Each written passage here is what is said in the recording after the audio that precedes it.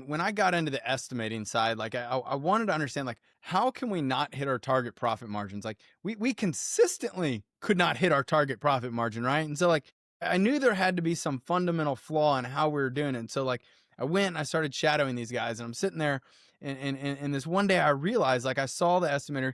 He was kind of writing down all of the costs that were going to go into this job, and then he totaled up what he thought it was going to cost, and then he went and he multiplied times 1.3. So we were targeting a 30% profit margin, but he was marking up the cost by 30%.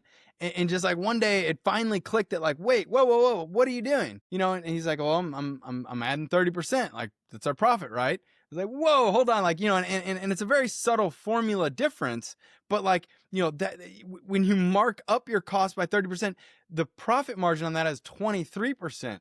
So like, I realized, like, we were literally shooting ourselves in the foot right out of the gate. There was no chance we were going to hit a 30% profit margin when we were only pricing it for 23%.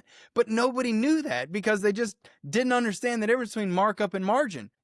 And I'll never forget, like, when I realized this, and I told the guys, like, guys, look, we're underpricing our jobs. We need to make a change. And everyone's like, well, wait, we're not gonna be able to make sales, and we're gonna have all these issues. And I was like, all right, fine. And I told them, I was like, we won't lose a deal over this change right here. If you get pushback, you let me know. We'll figure something out. Not one single time did any customer push back on that price change. And that's what confirmed for me, like, we were just leaving money on the table.